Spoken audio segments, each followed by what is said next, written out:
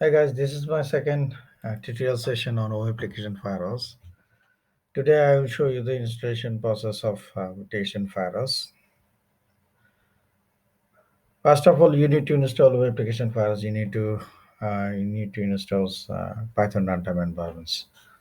In my system, Python runtime environment is previously installed.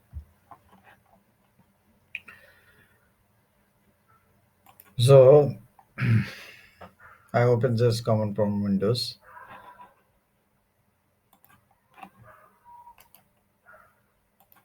and run this installation commands. Here, this is the installation files, SAPNIL machine learnings, which is .whl formats. Now enter my installation commands.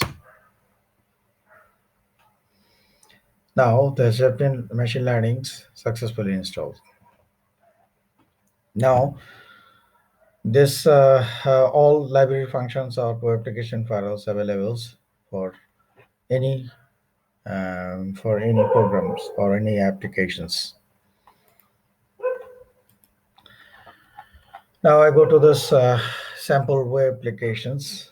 Um, this is the sample sample web applications. Web application application. SAPNIL web application files. There are three functions. One is detect vulnerability parameters. Another is write trend models. And there's a bulk test functions. So here is the example sublets from where there's the detects vulnerability parameter function is called. First of all, in this sublet, example sublets, web parameters, they make a web parameter list and put into the CVS riders. And after writing this .csv files,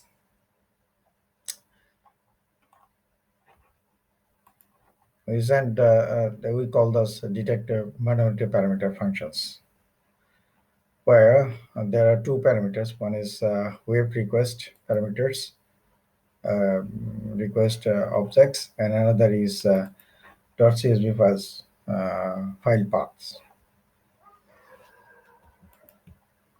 Now I show this exact process of detect vulnerability parameters. First of all, we prepare the model paths and context path of web application, context paths of model paths, and context path of train models.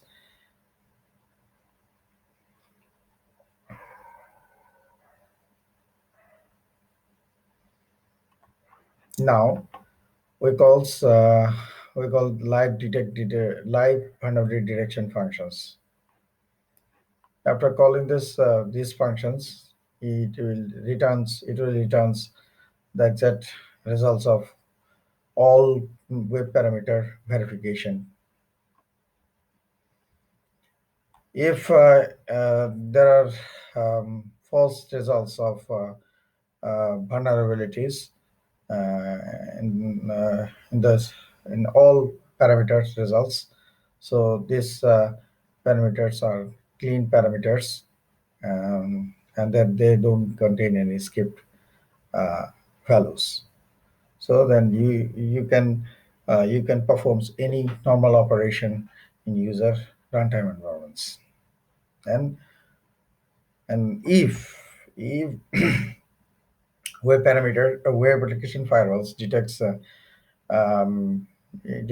any skip data, it will return true results. And if any web parameters contain skip data or any vulnerabilities data, so will returns it will return negative results to the users. Now I go to this train model functions.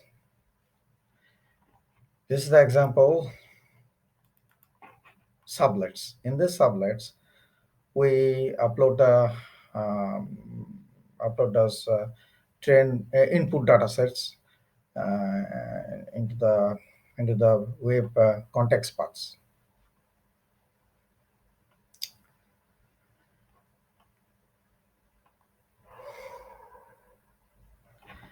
Now I prepared parameter for the train model functions. Here I prepared train model parameters. In this parameter list, we put the input dataset names, input dataset paths, payload levels, payload names, and the modes of 10 models. Now I call the 10 model functions. Okay, so here this is the 10 model functions. First of all, we extract the first of all we um, append the normal data to this all input data sets. This is the process code segment where normal payload data is appended to the input data sets. After creation of input data sets, we call this train model functions. Train model function. There are four parameters: input dataset file path, another input train model path, and another is payload and levels column names. After training process, it returns the accuracy levels of training process.